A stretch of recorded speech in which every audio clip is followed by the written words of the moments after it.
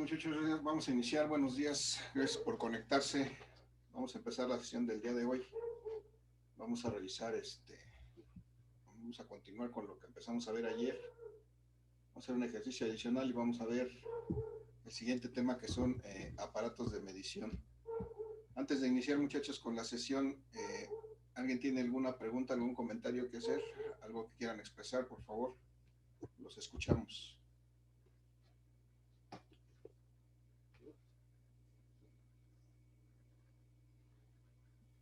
Todo bien, profe, todo bien.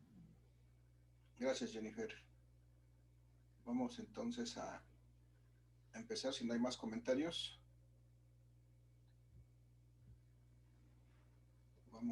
Voy a compartir mi presentación, vamos a seguir revisando el tema que estábamos viendo el día de ayer.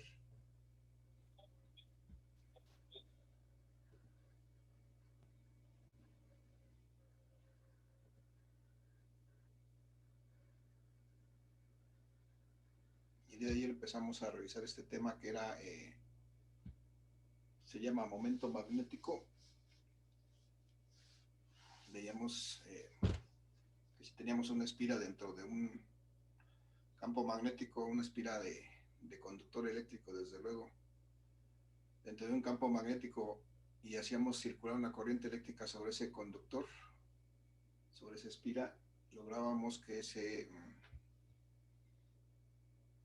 producieran fuerzas sobre esos conductores, sobre los conductores que forman esa espira, y si podíamos sostener esa espira de alguna manera por alguna parte y darle libertad de que girara, bueno, esas fuerzas nos van a generar un giro. Esas fuerzas, bueno, se va a generar un par de fuerzas que van a generar un giro en ese conductor, y este giro es precisamente el fenómeno que se aprovecha para poder producir movimiento a partir de campos magnéticos. Es decir, este fenómeno es lo que permite el funcionamiento de todos los motores eléctricos que existen. Y otra aplicación de este fenómeno es el funcionamiento de aparatos de medición, de aparatos que permiten medir básicamente pequeñas corrientes que pasan a través de ellos por medio de este fenómeno del momento magnético. Entonces, el día de hoy vamos a revisar un poquito más a fondo el funcionamiento de estos aparatos, y vamos a ver cómo podemos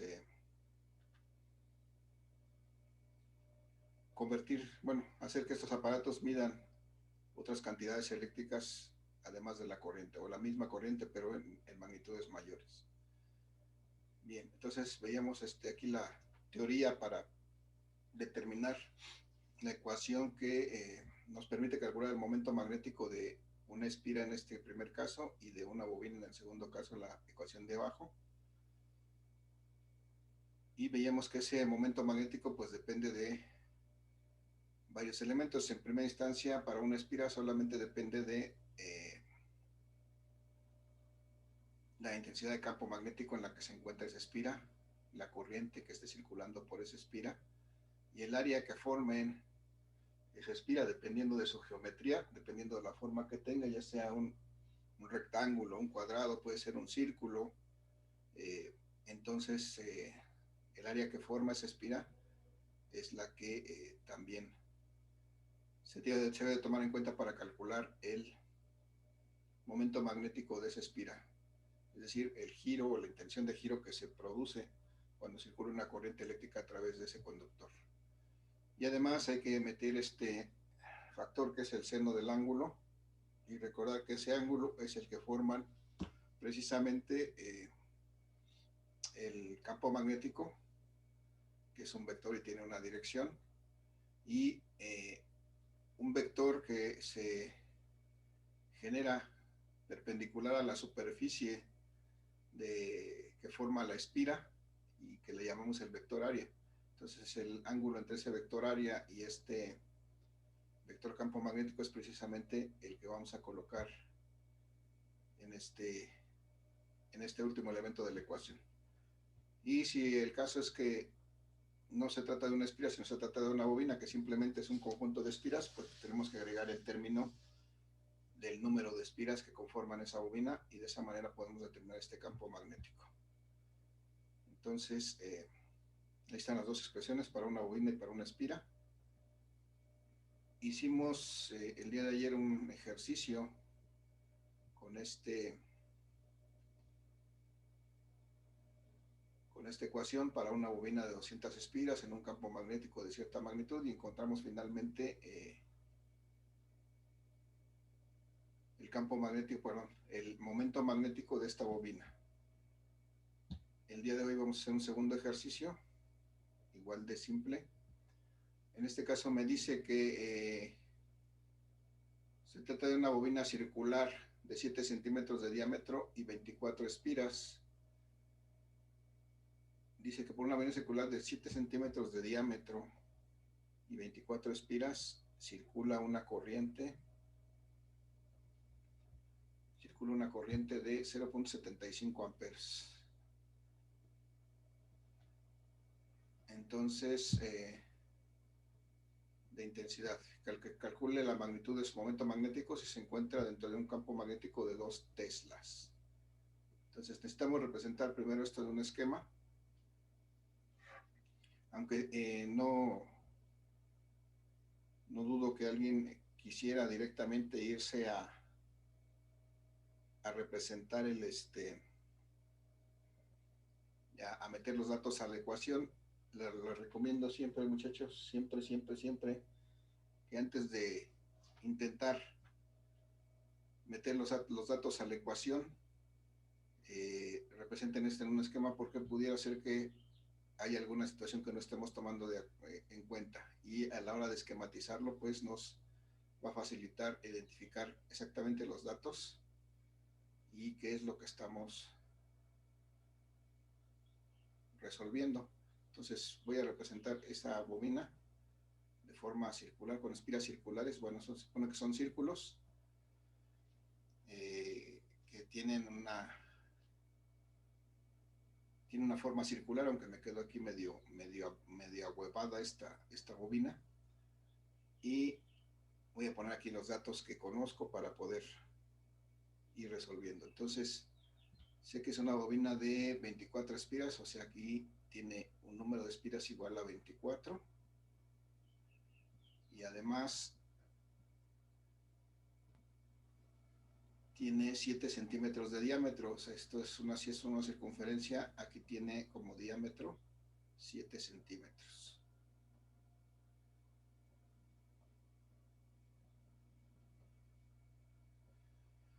Y bueno, me hace falta que dice que circula una corriente de 0.75 amperes.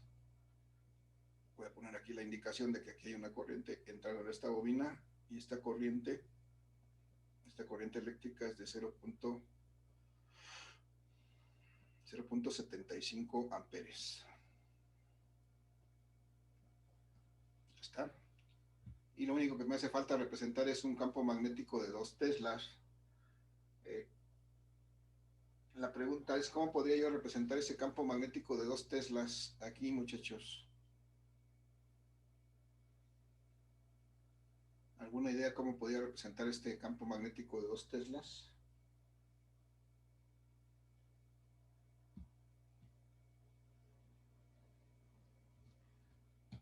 La pregunta es también, ¿tengo ya todo lo que necesito para poder calcular ese momento magnético?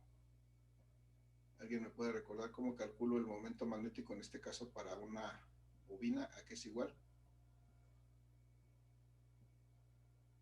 Es igual al número de por el vueltas. bueno, Está bien, esté adelante. Número de espiras, ¿por qué? Por B, que es el campo magnético, Ajá, por la intensidad sí, y por el área, bueno, por el área y por el seno del ángulo. ok. Entonces me hace falta representar el campo magnético e identificar el ángulo. La pregunta es, ¿cómo podría yo dibujar ese campo magnético aquí? ¿Alguien me puede decir? Sin miedo, cualquier idea es buena, muchachos. Se trata de que aprendamos. ¿Alguna idea? ¿Se vale equivocarse? ¿Cómo quieren que represente el campo magnético? Desde luego el campo magnético se representa con líneas de fuerza magnética, pero ¿cómo las pongo?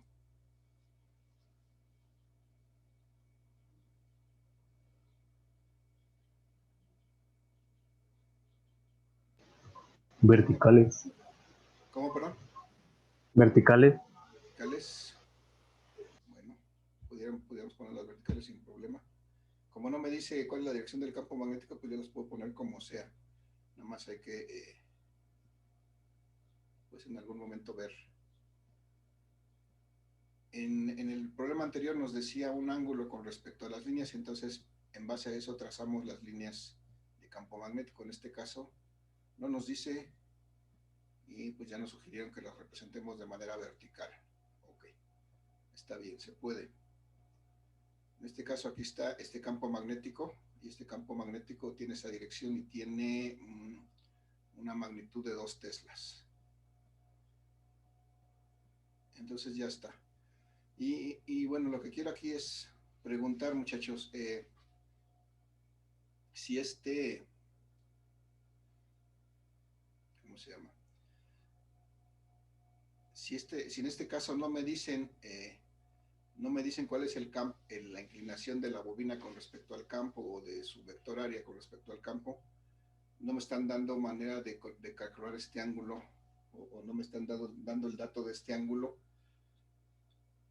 y entonces yo debo de suponer que aquí debe de haber un ángulo de tal suerte que esto sea máximo, o que esto sea la unidad. ¿Para qué ángulo este valor es la unidad? ¿De qué tamaño debe ser ese ángulo θ para que eso sea una unidad? De 90 grados. De 90 grados. Este ángulo θ debe ser de 90 grados. Entonces, si es el caso que no me dicen cuál es el ángulo, debo de suponer que me están pidiendo la máxima intensidad de este momento magnético, y esa máxima intensidad se logra cuando obtiene un valor unitario, porque en cualquier otro caso de un ángulo diferente a 90 grados, desde 0 hasta 90, pues esto va a estar variando desde 0 hasta la unidad. Entonces este es efectivamente el ángulo que tiene esta bobina. Y bueno, vamos a tratar de representar esto. ¿Cómo será? Si pudiéramos ver este mismo campo magnético, o viéramos esta bobina. Esta bobina puede girar, así que ahorita estaríamos viéndola de esta manera, ¿no? Así sí la vemos. Pero esta bobina puede girar. Entonces, vamos a ver que así como está colocada en este momento, vamos a ver dónde estaría su vector área, y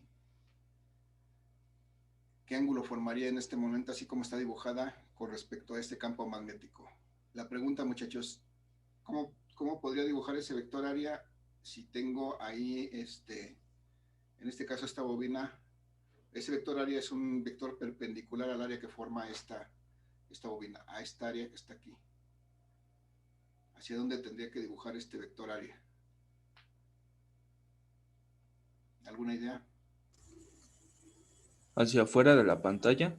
Hacia afuera de la pantalla, muy bien. Ese vector área precisamente estaría aquí en el eje Z. Si esta es la superficie de esta bobina, de esta bobina, entonces mi vector área sería algo que estaría aquí más o menos. Lo voy a tratar de representar aquí. Aunque no lo vería, lo que vería sería un punto.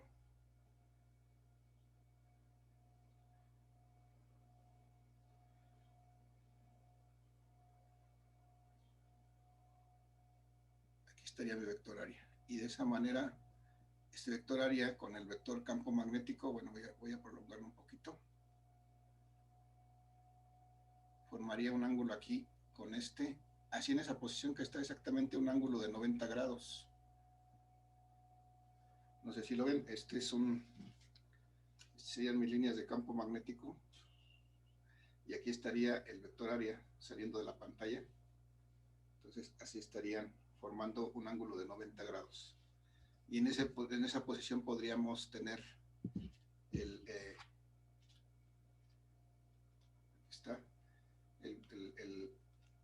vector campo magnético está alineado con la bobina, y entonces el vector área, que es un vector perpendicular al área de la bobina, estaría aquí, formando un ángulo de 90 grados, en este momento así. Y bien, ahí obtendríamos el máximo, pero pudiera ser que esta bobina girara. Esta bobina tendríamos que sostenerla de tal manera que pudiera girar sobre ese campo magnético y tener un ángulo diferente a 90 grados, es decir, si yo lo viera de costado esto, sería así, aquí sí.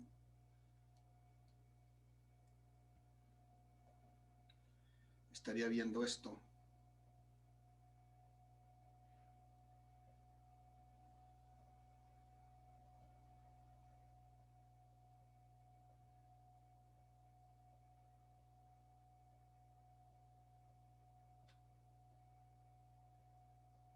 Serían mis líneas de campo magnético y mi bobina la puedo representar de esta manera. Si la giro un poco, viendo el costado, la vería yo alineada con el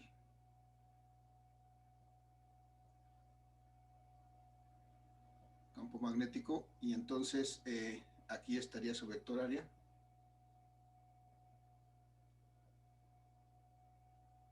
que es perpendicular a esta bobina. Y entonces en ese momento es cuando estaríamos teniendo un ángulo recto entre el vector campo magnético y el vector área. Aquí hay que fumarse algo para visualizar esto, pero créanme, en este caso cuando está alineada la bobina con el campo magnético, entonces en ese momento es precisamente cuando tenemos un ángulo de 90 grados. Si esta bobina estuviera un poco girada, en lugar de estar en esa posición, voy a tratar de dibujar otra posición. Tengo nuevamente aquí el campo magnético vertical, así como me lo sugirieron.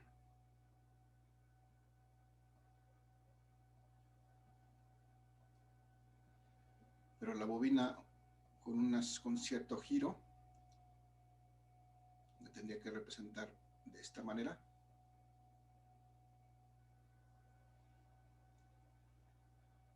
Y entonces en esta posición, si yo trazo el vector área de esta bobina, que sería es perpendicular a la superficie de la bobina, entonces ahí veríamos que ya no forma un ángulo de 90 grados, sino forma un ángulo menor, que sería el ángulo entre este campo magnético y este sería el ángulo teta.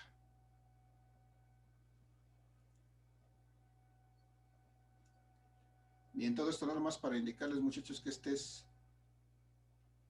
cómo es que este ángulo puede cambiar. De hecho, a medida que la bobina o la espira gira, este ángulo va cambiando, y solamente en el caso de que este ángulo sea de 90 grados, este campo magnético, este momento magnético es máximo, porque en ese caso el seno de 90 es la unidad, y entonces podemos prescindir de este último término y simplemente calcular el momento magnético de esta bobina con el resto de los datos. Es decir, vamos a calcular este momento magnético con el número de espiras, que en este caso son 24, multiplicadas por la intensidad de campo magnético, que son 2 teslas, por la corriente que circula en esta bobina, que es de 0.75 amperes,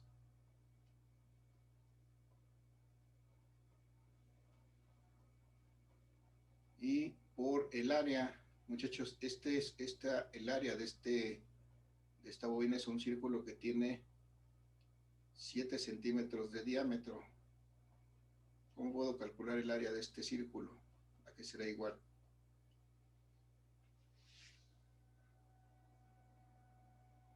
Pi por ¿Y radio por al radio al cuadrado. cuadrado? Ajá, pi por radio al cuadrado, y tengo que recordar que tengo que expresar esta área en unidades del sistema internacional, es decir, en metros. ¿Qué pongo entonces? ¿Pi por qué? 7. A ver, chequenle. Pi por radio al cuadrado. ¿Cuál es el radio de este círculo? 3.5. 5. 3.5. Chequenle, porque ese es el detalle, ¿no? A veces está el dato ahí, pero está medio oculto. En este caso, lo que me dan como dato es el diámetro, no el radio. Entonces, ese es un distractor y precisamente puedo cometer ese error. Entonces, hay que ver. Lo que me dan es diámetro, lo que necesito es radio, entonces tengo que sacar la mitad de ese diámetro. Y efectivamente, como dijeron los compañeros, es 3.5. Pero desde aquí lo expreso de una vez en metros, muchachos. 3.5, para expresarlo en metros, Por 10 a la menos 2. por 10 a la menos 2, muy bien. Entonces, si le pongo 10 a la menos 2, yo ya con eso lo expresé en metros directamente, lo pasé de centímetros a metros y ya lo tengo en metros. Y esto va elevado al cuadrado. Entonces vamos a realizar esta operación. Voy a dejar el pi. Voy a hacer solamente este cuadrado. 3.5 al cuadrado me da 12.25, si no mal me acuerdo. Sí, profesor. 12.25. Ok, 12.25. Y 10 a la menos 2 al cuadrado me da 10 a la menos 4. Y metros al cuadrado, pues me da metros cuadrados. Y hasta ahora sí me ayudan con su calculadora. ¿Cuánto es pi por 12.25?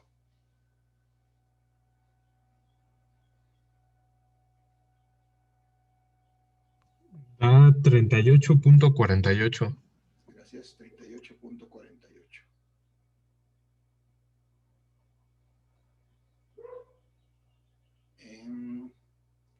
Por 10 a la menos 4 metros cuadrados. Y este es el área que ahora sí ya puedo sustituir en esta ecuación para encontrar el momento magnético. Entonces son 38.48 por 10 a la menos 4 metros cuadrados. Ok. Y ya tengo todo. Lo que me faltaría sería aquí el término seno de teta, pero como no me dieron el valor de ese ángulo, yo tengo que suponer que es el máximo, y entonces simplemente prescindo de este tema pensando que son perpendiculares el vector área y el vector campo magnético, y entonces ya está. Entonces simplemente hago esta operación como tal. Si me ayudan con su calculadora, díganme nada más, muchachos, antes de que terminen.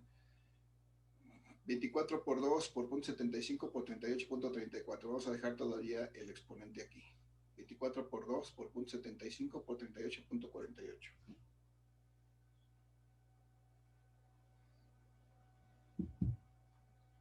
Da 1385.28. 1385. Ok. Punto 28. Gracias. Por 10 a la menos 4. Ahora sí. Vamos a acomodar bien este resultado. Este punto voy a recorrer a la menos 3, a la menos 2 y a la menos 1. Bueno, me daría igual a 1.385.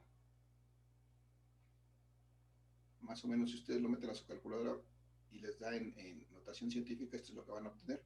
1.35 por 365 por 10 a la menos 1. Recordemos que las unidades es Newton metro, porque es momento magnético, momento, o simplemente tal vez encuentren, si recorro esto me da 0.1385.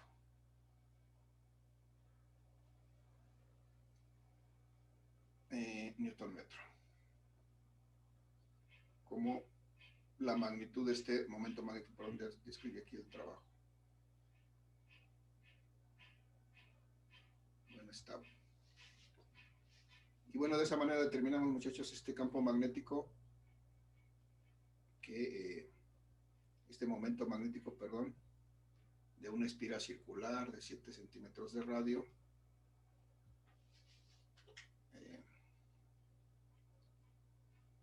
colocado en ese campo magnético. Bueno, así de fácil, así de sencillo calculamos esto. Desde luego, algún otro problema me puede pedir determinar no el campo magnético, no el momento magnético, sino a lo mejor la corriente o el área o el número de espiras, incluso el ángulo de en que esté colocado esa espira con respecto al campo magnético. Pues habrá que despejar de esa ecuación. Muchachos, ¿alguna duda, alguna pregunta con respecto a esto? ¿Algún comentario? Ah, profe. ¿No? Gracias, Jennifer. Ok. Si no hay comentarios, vamos a continuar entonces. Vamos a revisar lo que sigue. Y lo que sigue es que vamos a ver una de las aplicaciones de este fenómeno. Les decía que este fenómeno se llama efecto motor. Perdón, aquí ya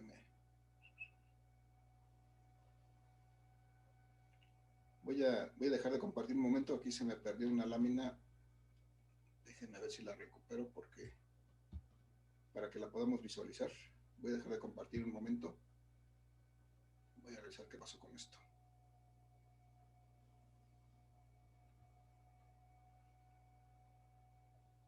Un segundo, por favor.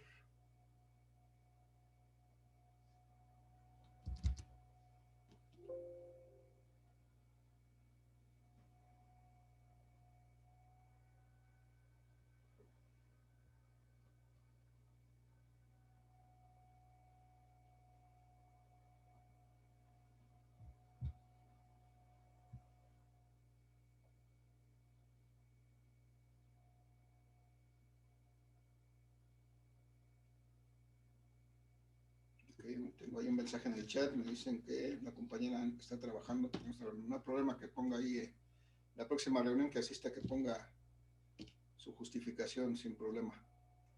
Entonces, voy a compartir nuevamente a ver si ahora sí ya se visualiza la imagen, porque por alguna extraña razón no se veía hace un momento.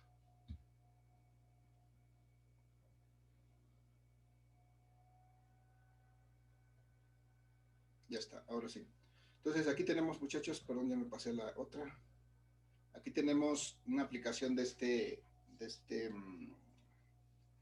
fenómeno, de esta propiedad que se llama el momento magnético.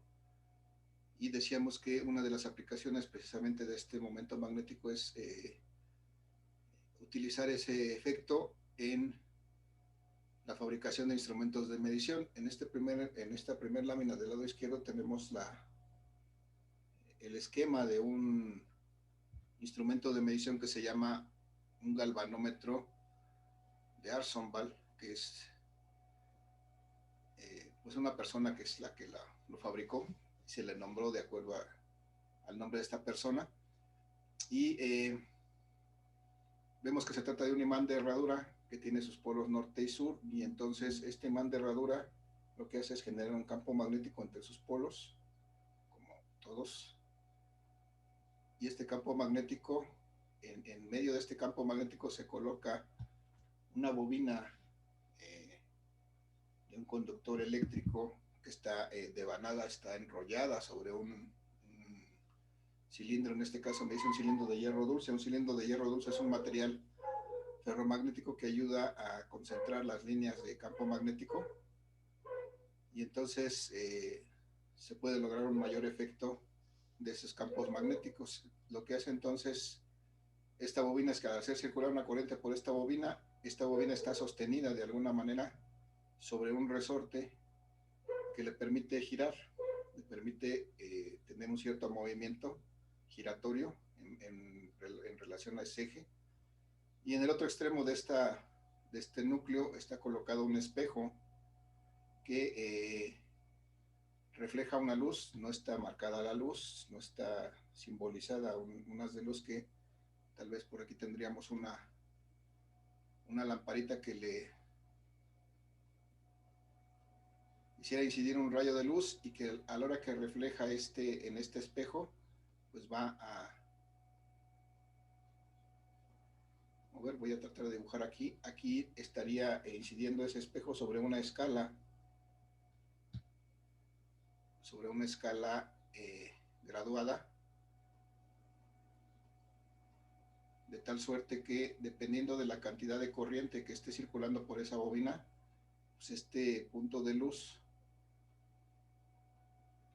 va a incidir en diferente posición de esta escala y va a dar una idea de una idea directamente proporcional de la corriente que esté circulando por esta bobinita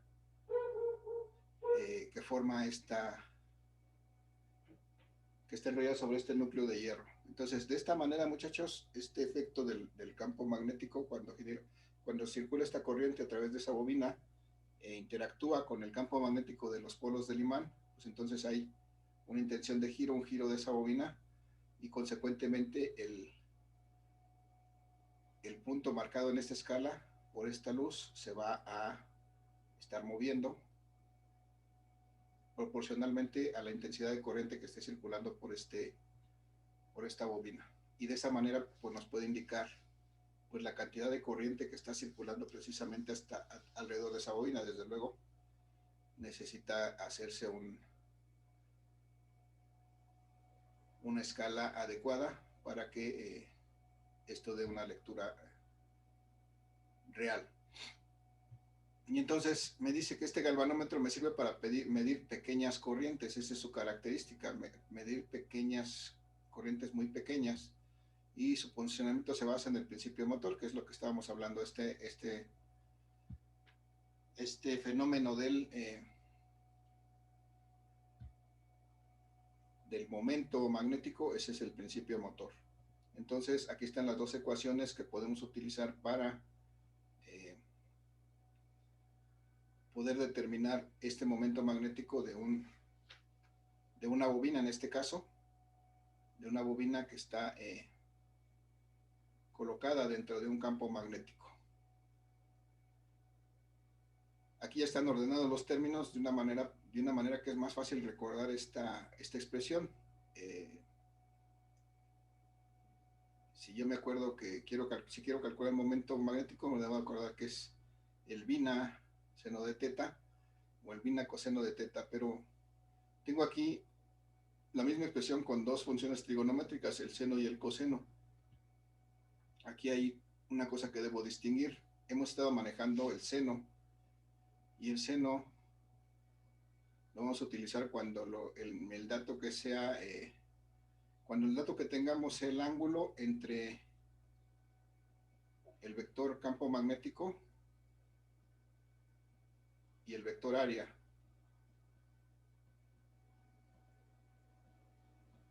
Vamos a ponerlo así. Cuando el problema me dice que el ángulo que me están dando es entre el vector área y el vector campo magnético, recordando que el vector área es un vector perpendicular a la superficie de la bobina, entonces voy a utilizar la función seno. Pero si lo que me dicen es el ángulo entre la bobina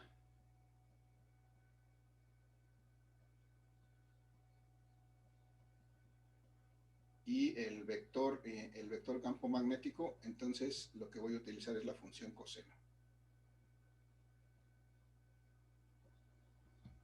Voy a tratar de aclarar un poquito esto. Entonces, puedo utilizar cualquiera de las dos expresiones dependiendo de cuál sea el dato que me den. Voy a tratar de representar esto acá.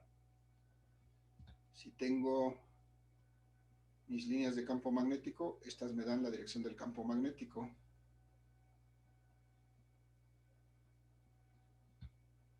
Voy a poner otra serie de líneas.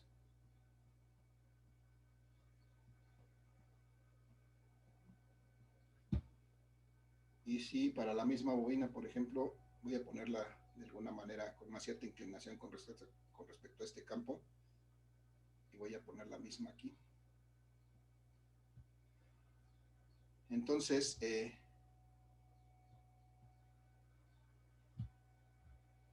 voy a ver que si en el primer caso me dan el dato con respecto al vector, este sería el vector área que sería perpendicular a la superficie de la bobina, y este sería el vector campo magnético, entonces aquí tendría el ángulo teta. Y si lo que me piden es, si lo que me dan como dato es el ángulo entre la bobina y el vector campo magnético, este sería el ángulo que debería tomar. Este sería el ángulo teta.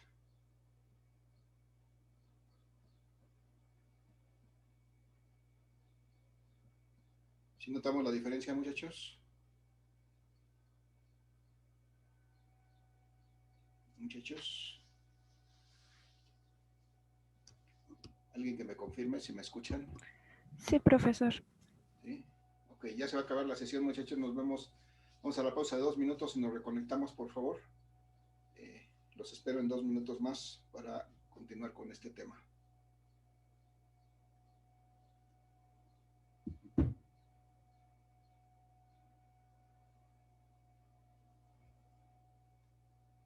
Ahora no se quiere terminar.